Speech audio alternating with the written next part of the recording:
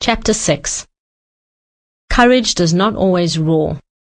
Sometimes it is the quiet voice at the end of the day saying, "I will try again tomorrow." Mary Ann Radmacher. Beginning again and again. Winning isn't the only first prize. Trying your best is too. So, what do you do when you feel you're verging on being the prime nominee for the Worst Parent of the Year award? Is it just me that it happens to, or do you also sometimes feel like you're the least likely to manage with everything you're being demanded to cope with? And the only likelihood in that instance, aside from coping, is child abuse. I believe that any parent out there who does not believe they are capable of child abuse needs help. It's those that are likely to lose it from time to time. All of us others who do the best we can with what we have, day after day, but get stretched to capacity and beyond occasionally, and are pushed to snapping point, but manage to maintain, rein in, and hold it together to love and nurture our children with what they need in the moment without becoming abusive, are the parents that are on track, I reckon. Not perfect, but on track. We should know we could abuse our children if we ever let go, not ever because we'd prefer it, but because it's so real and scary an option. When my son has been at his clingy worst as a toddler, he pulled on my skirt constantly, often almost pulling it down over my hips.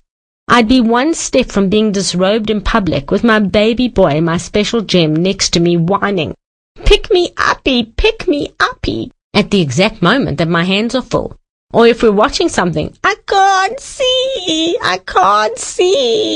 And again, I just can't pick him up in that moment or do much for him for whatever reasons. And it goes on and on and on. It's all I can do to remain sane.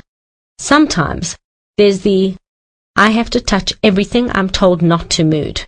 All day. My first response is, feel his forehead. Is he sick or running a fever? Truth is, it's easier to be compassionate and patient when there is a slight fever running. I hate that, but it's easier. When he feels okay and the straining continues, it's a long, dark road before bedtime.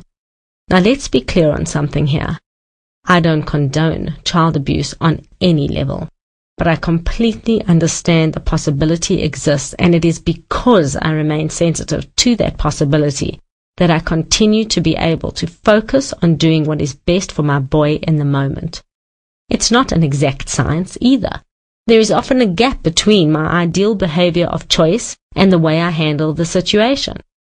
Either way, I'm close to collapse by the end of those days because it's those moments that draw the heaviest on all of one's internal coping resources. So what do we do?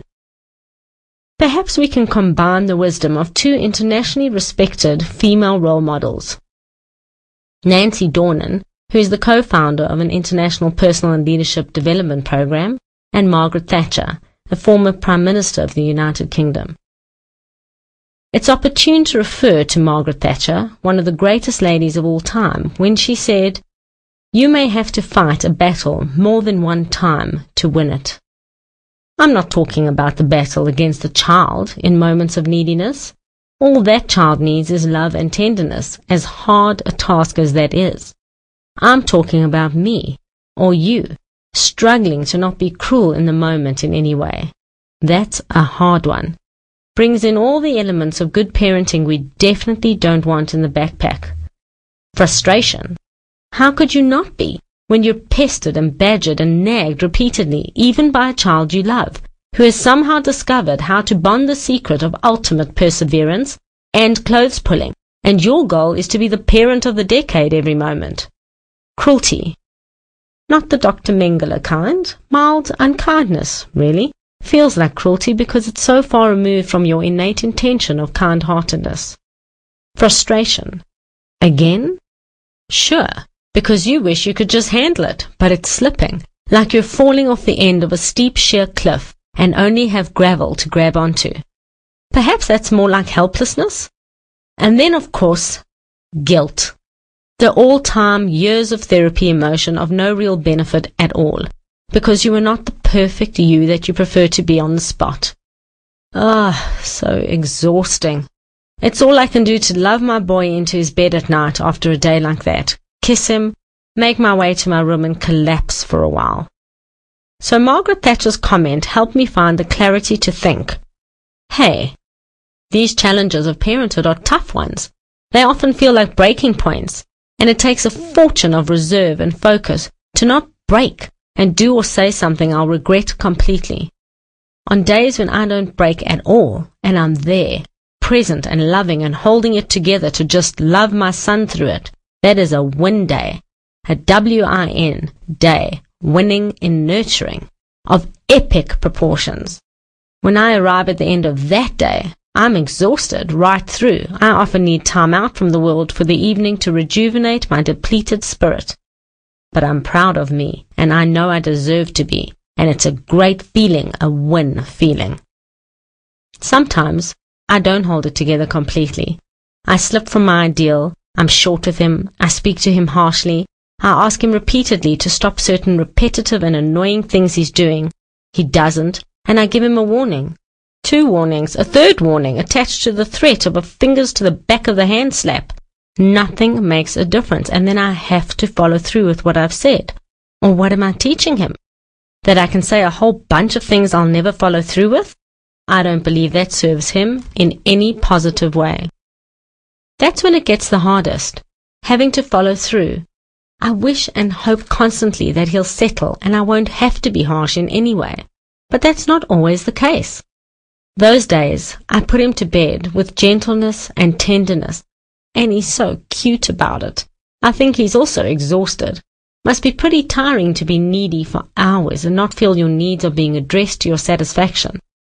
And then I close to crawl to my bed, collapse and declare myself officially unfit for human company for a while, so I can truly process my disappointment in me, that I didn't have a win day, that I need to forgive myself for that, recommit to being the best mother I can be with the resolve to strive for win days, and so live to win another day. One of the greatest sets of guidelines in leadership and personal development I've ever heard was from Nancy Dornan when she said, "We all mess up from time to time, but most of us forget to begin again." So often we set goals, miss them, experience huge frustration, self-defeat, self-reproach, and disappointment, and we forget the most important part of growing and moving forward in the best way. Begin again. It didn't work out. You messed up. Unlucky. It happens. Begin again. Now, later, tomorrow, whenever. You're not done till you breathe out your last breath. You said the wrong thing. You did the wrong thing. Forgive yourself your limitations, learn from the experience, and rise from the ashes of your disappointment like a parenting phoenix and begin again. Often, if I try and source what might be triggering my son's bout of separation anxiety or naughtiness, I can find it, and it certainly helps to reassure him and address his insecurities to help the demanding need to pass. I do not proclaim for even an instant to have the solution to this part of the journey, only the belief that this too shall pass. Nothing lasts forever. All our pain and trauma can feel suffocating, regardless of the level it reaches on the trauma scale. But it passes. Like it or not, good stuff and bad stuff passes. It would be okay to have days like that if I had a warning. I would take more vitamin supplements the week before, go to bed earlier the night before, have a great breakfast on the day, and I'd be ready to be the amazingly patient and nurturing mommy. The problem is, these days come without warning, when I least expect them, and blindside me, and I have to gather myself instantly, check my backpack frantically looking for the coping box, find it, open it, and often, to my dismay, find that I forgot to fill it up again the night before. And then I look upward for inspiration, assistance, and the survival guide to the day at hand. Ever feel that way? When you've had a day like that and survived it, a win day, it's a great reminder of your capabilities for when you don't have days like that. I encourage you to use this space to remind yourself of a win day, and even a not win day, that you learned great lessons from. Well done. Ready to keep going?